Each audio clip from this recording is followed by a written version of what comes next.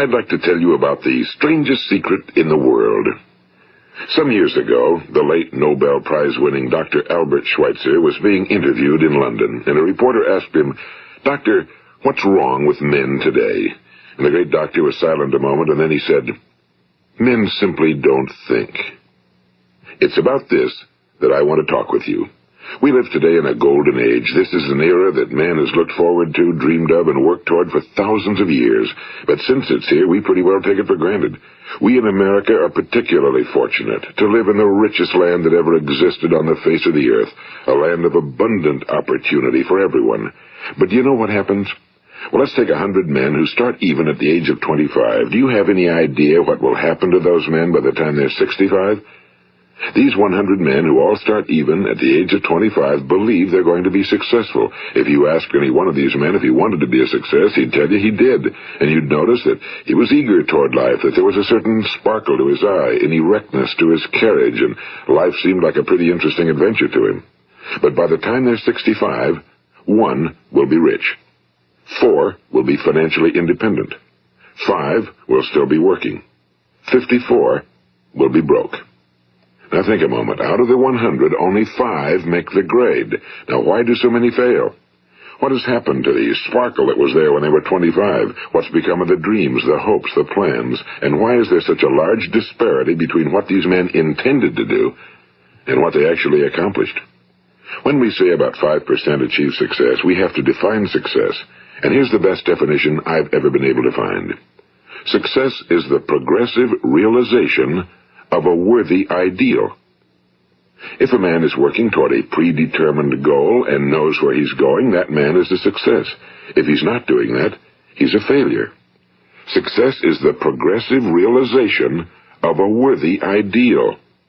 Rollo May, the distinguished psychiatrist, wrote a wonderful book called Man's Search for Himself. And in this book he says, the opposite of courage in our society is not cowardice. It is conformity. And there you have the trouble today. It's conformity, people acting like everyone else without knowing why, without knowing where they're going. Now think of it. In America right now, there are over 18 million people 65 years of age and older. And most of them are broke. They're dependent on someone else for life's necessities. Now, we learn to read by the time we're 7. We learn to make a living by the time we're 25. Usually by that time, we're not only making a living, we're supporting a family. And yet, by the time we're 65, we haven't learned how to become financially independent in the richest land that has ever been known. Why? We conform. And the trouble is that we're acting like the wrong percentage group, the 95 who don't succeed. Now, why do these people conform? Well, they really don't know. These people believe that their lives are shaped by circumstances, by things that happen to them, by exterior forces. They're outer-directed people. A survey was made one time that covered a lot of men, working men, and these men were asked, "Why do you work? Why do you get up in the morning?" 19 out of 20 had no idea. If you ask them, they'll say, well, everyone goes to work in the morning, and that's the reason they do it, because everyone else is doing it. Now let's get back to our definition of success. Who succeeds? The only person who succeeds is the person who is progressively realizing a worthy ideal. He's the person who says, I'm going to become this, and then begins to work toward that goal. I'll tell you who the successful people are. A success is the school teacher who's teaching school because that's what he or she wants to do. The success is the woman who's a wife and mother because she wanted to become a wife and mother and is doing a good job of it. The success is the man who runs the corner gas station because that was his dream. That's what he wanted to do. The success is the successful salesman who wants to become a top-notch salesman and grow and build with his organization. A success is anyone who is doing deliberately a predetermined job because that's what he decided to do deliberately. But only 1 out of 20 does that.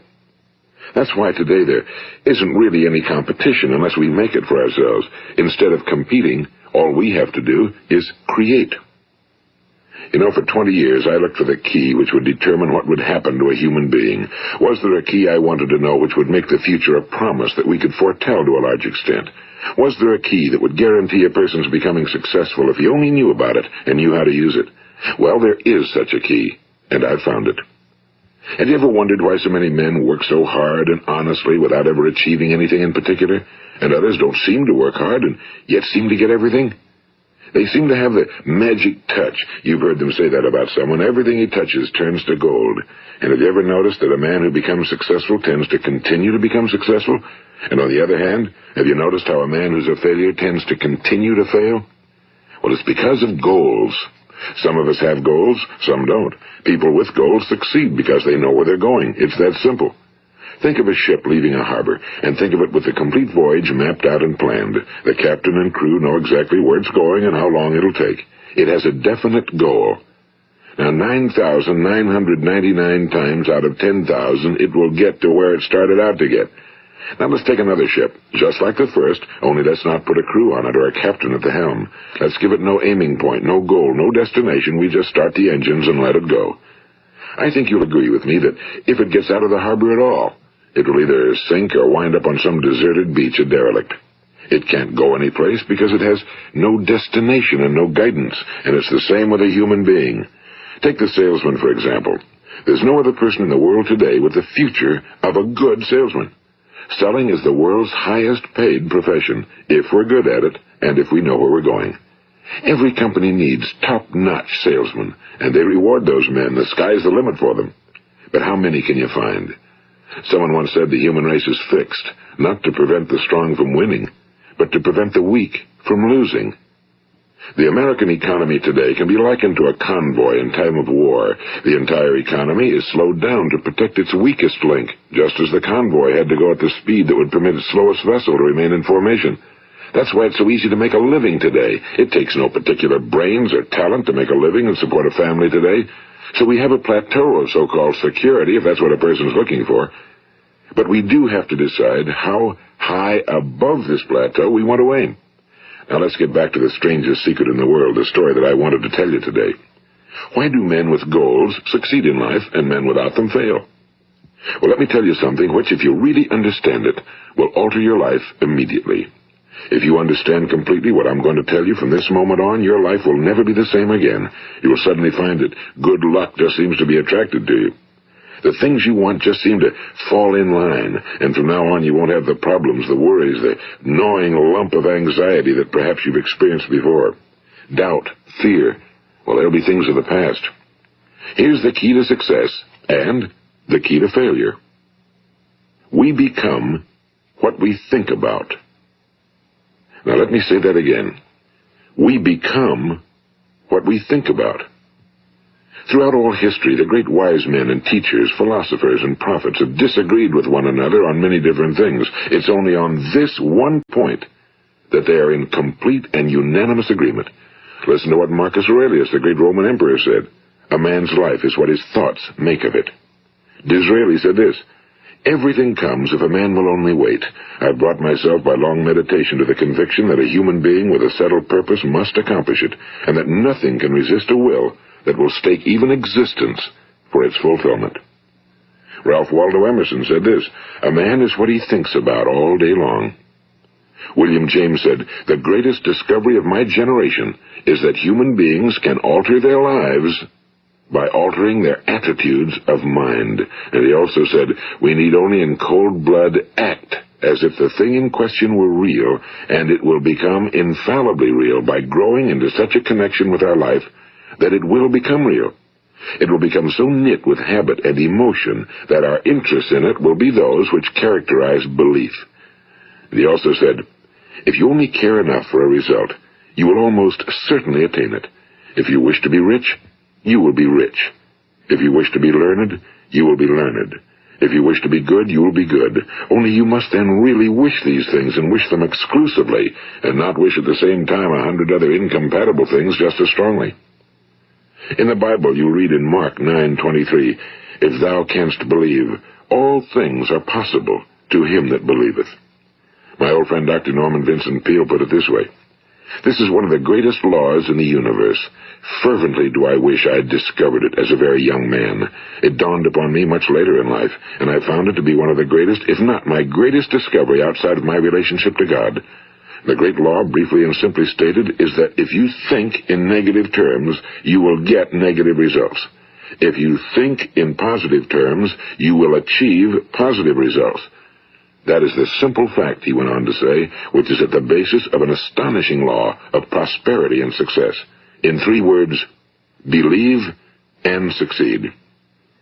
William Shakespeare put it this way: our doubts are traitors and make us lose the good we oft might win by fearing to attempt. George Bernard Shaw said, people are always blaming their circumstances for what they are. I don't believe in circumstances. The people who get on in this world are the people who get up and look for the circumstances they want, and if they can't find them, make them. Well, it's pretty apparent, isn't it? And every person who discovered this for a while believed that he was the first one to work it out. We become what we think about.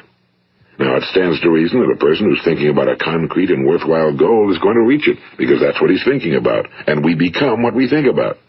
Conversely, the man who has no goal, who doesn't know where he's going, and whose thoughts must therefore be thoughts of confusion and anxiety and fear and worry, becomes what he thinks about.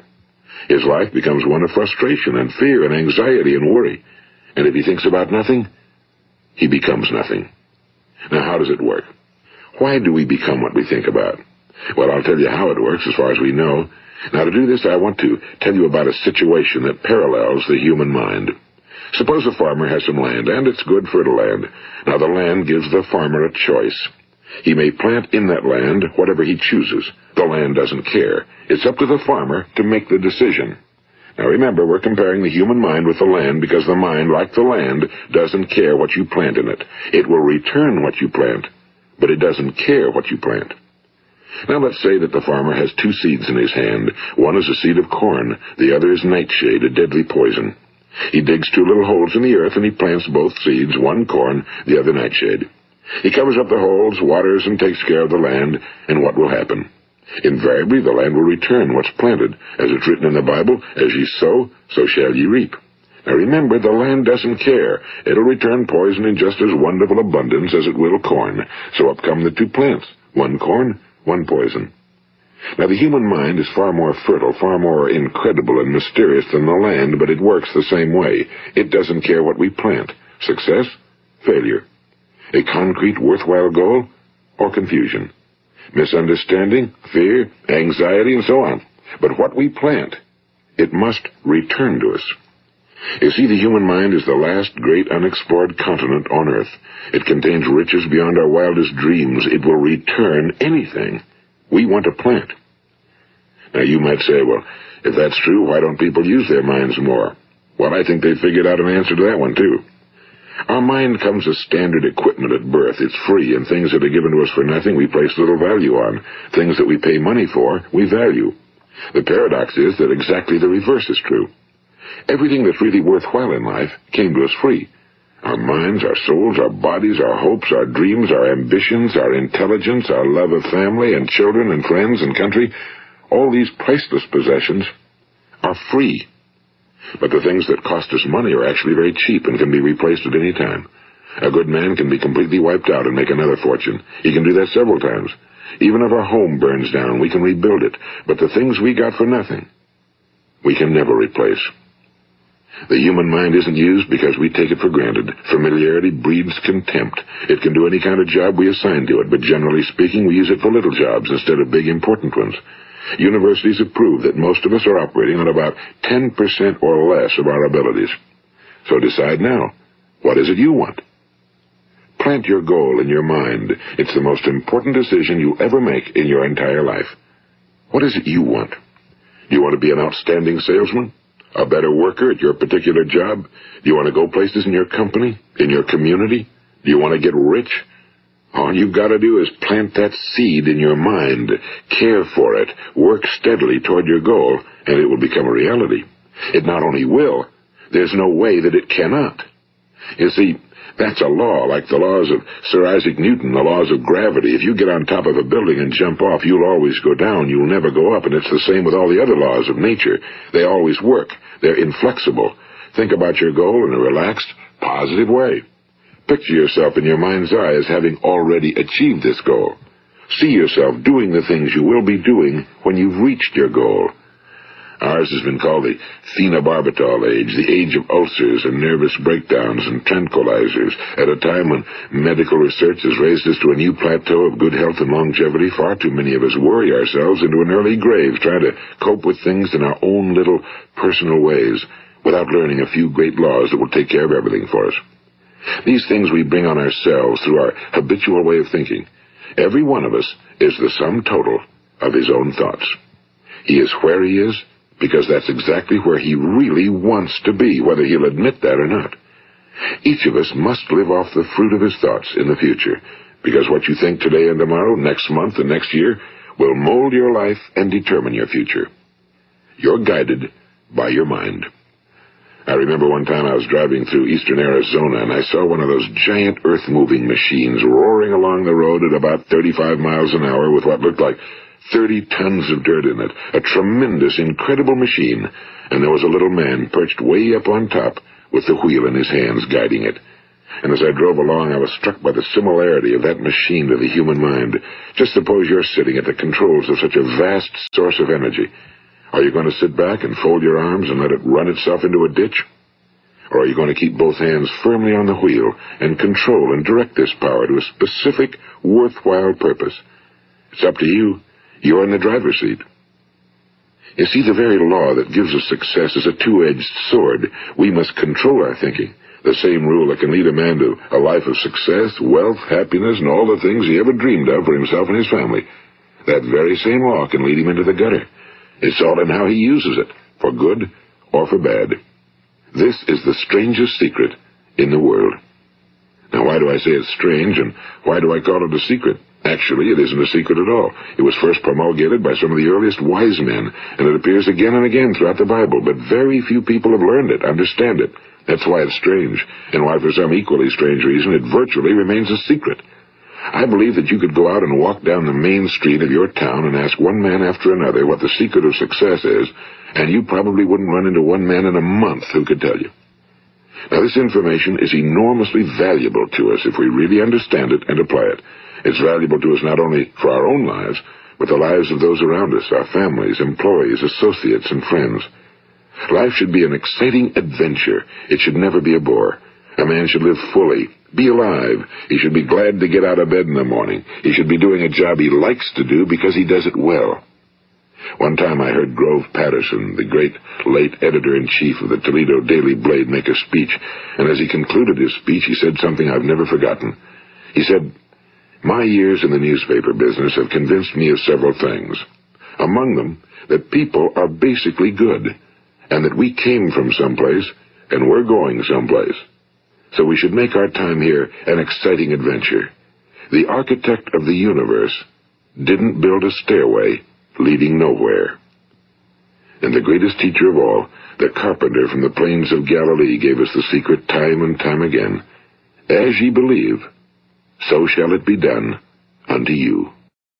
I've explained the strangest secret in the world and how it works. Now, on this side, I want to explain how you can prove to yourself the enormous returns possible in your own life by putting this secret to a practical test. I want you to make a test that will last 30 days. It isn't going to be easy, but if you'll give it a good try, it will completely change your life for the better. Now, back in the 17th century, Sir Isaac Newton, the English mathematician and natural philosopher, gave us some natural laws of physics which apply as much to human beings as they do to the movement of bodies in the universe.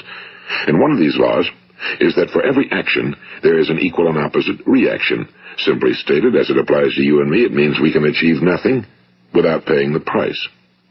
The results of your 30-day experiment will be in direct proportion to the effort you put forth. To be a doctor, you must pay the price of long years of difficult study.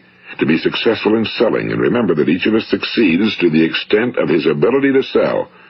Selling our families on our ideas, selling education in schools, selling our children on the advantages of living the good and honest life, selling our associates and employees on the importance of being exceptional people. To, of course, the profession of selling itself.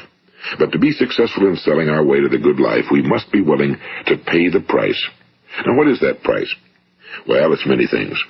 First, it's understanding emotionally, as well as intellectually, that we literally become what we think about, that we must control our thoughts if we're to control our lives. It's understanding fully that as ye sow, so shall ye reap. Second, it's cutting away all fetters from the mind and permitting it to soar as it was divinely designed to do. It's the realization that your limitations are self-imposed and that the opportunities for you today are enormous beyond belief. It's rising above narrow-minded pettiness and prejudice.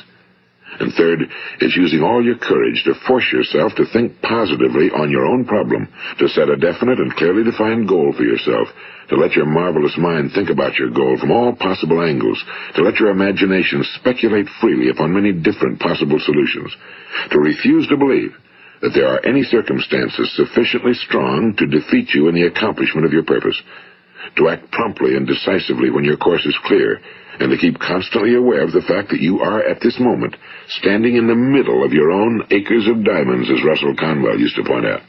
And fourth, save at least 10% of every dollar you earn. It's also remembering that no matter what your present job, it has enormous possibilities, if you're willing to pay the price. Now let's just go over the important points in the price each of us must pay to achieve the wonderful life that can be ours. It is, of course, worth any price. 1. You will become what you think about. 2. Remember the word imagination and let your mind begin to soar. 3. Courage. Concentrate on your goal every day. 4.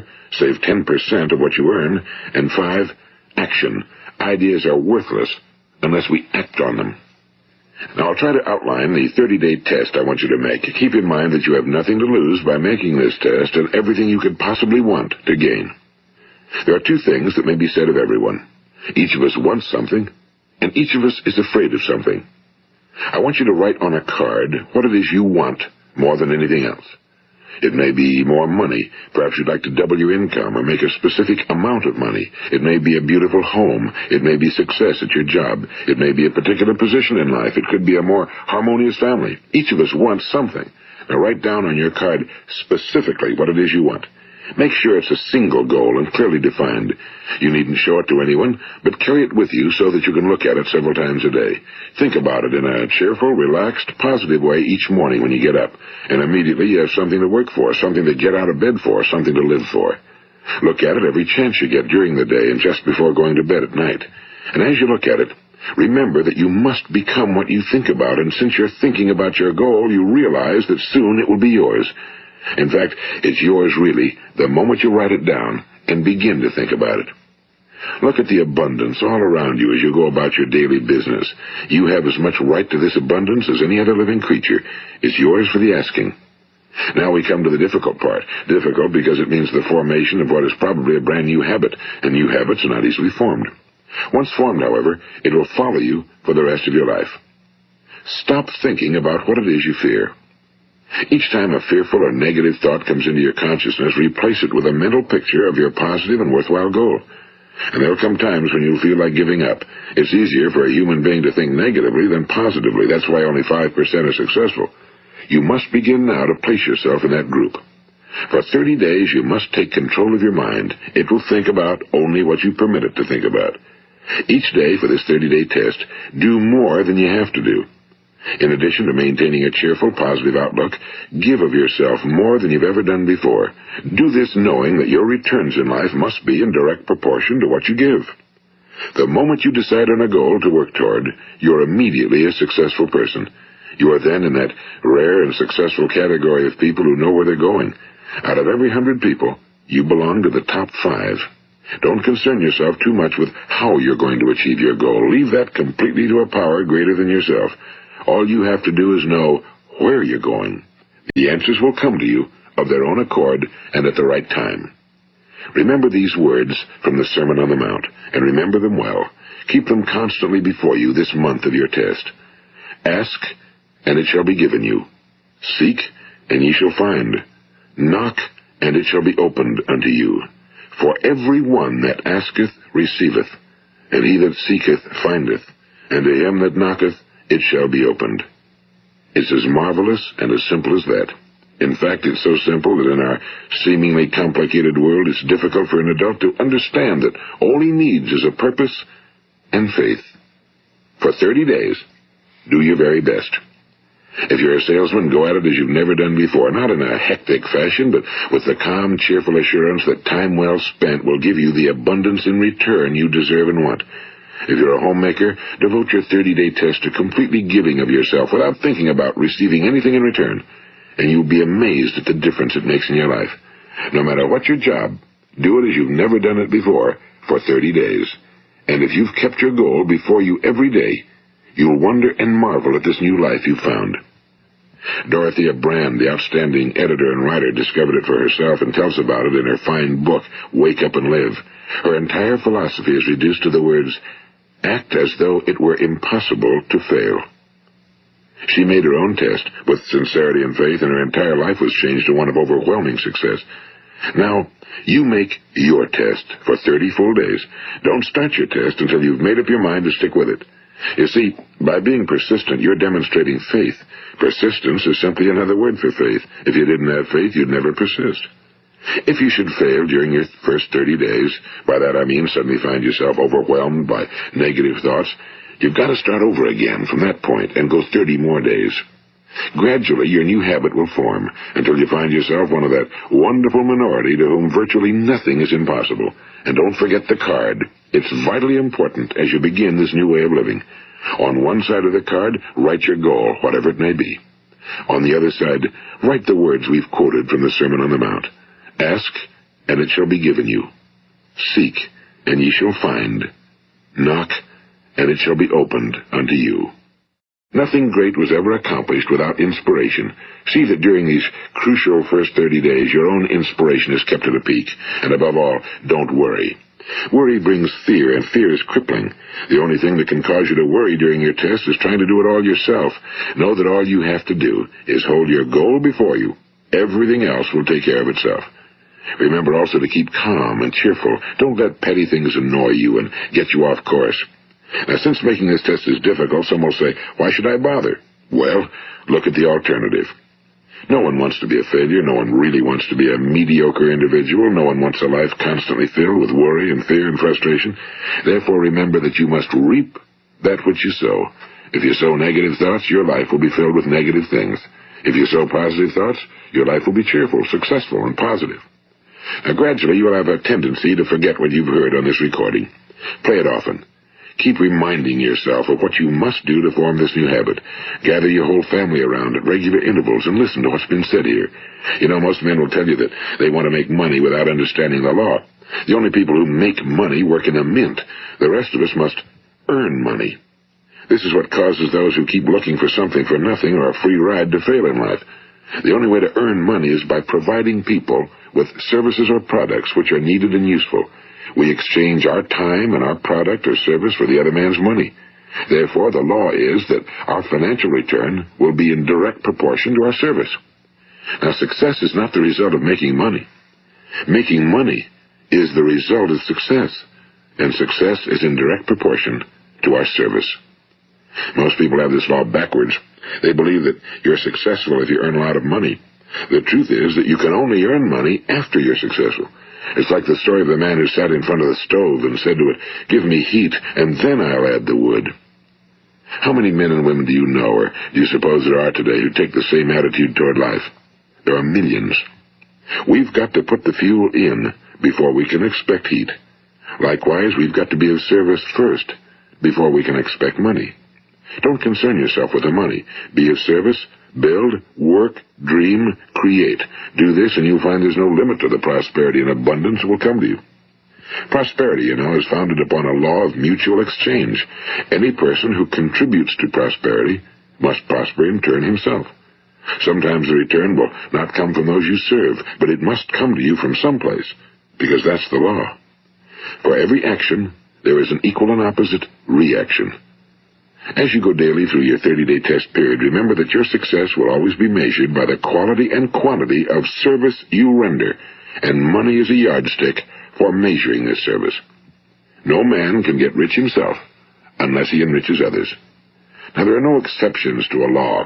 You can drive down any street in America and from your car estimate the service that's being rendered by the people living on that street. Had you ever thought of this yardstick before? It's interesting. Some, like ministers and priests and other devoted people, measure their returns in the realm of the spiritual, but again, their returns are equal to their service. Once this law is fully understood, any thinking person can tell his own fortune. If he wants more, he must be of more service to those from whom he receives his return. If he wants less, he has only to reduce his service. This is the price you must pay for what you want. If you believe you can enrich yourself by deluding others, you can end only by deluding yourself. It may take some time, but just as surely as you breathe, you'll get back what you put out. Don't ever make the mistake of thinking you can avert this. It's impossible. The prisons and the streets where the lonely walk are filled with people who tried to make new laws just for themselves. We may avoid the laws of man for a while, but there are greater laws that cannot be broken. An outstanding medical doctor recently pointed out 6 steps that will help you realize success. 1. Set yourself a definite goal. 2. Quit running yourself down. 3. Stop thinking of all the reasons why you cannot be successful and instead think of all the reasons why you can. 4. Trace your attitudes back through your childhood and try to discover where you first got the idea you couldn't be successful, if that's the way you've been thinking. 5. Change the image you have of yourself by writing out a description of the person you would like to be. And 6. Act the part of the successful person you have decided to become. The doctor who wrote those words is a noted West Coast psychiatrist, Dr. David Harold Fink. Do what the experts since the dawn of recorded history have told you must do. Pay the price by becoming the person you want to become. It's not nearly as difficult as living unsuccessfully. Make your 30-day test, then repeat it again, and each time it will become more a part of you until you'll wonder how you could ever have lived any other way. Live this new way, and the floodgates of abundance will open and pour over you more riches than you may have dreamed existed. Money? Yes, lots of it. But what's more important, you'll have peace. You'll be in that wonderful minority who lead calm, cheerful, successful lives. Start today. You have nothing to lose, but you have a whole life to win. This is Earl Nightingale, and thank you.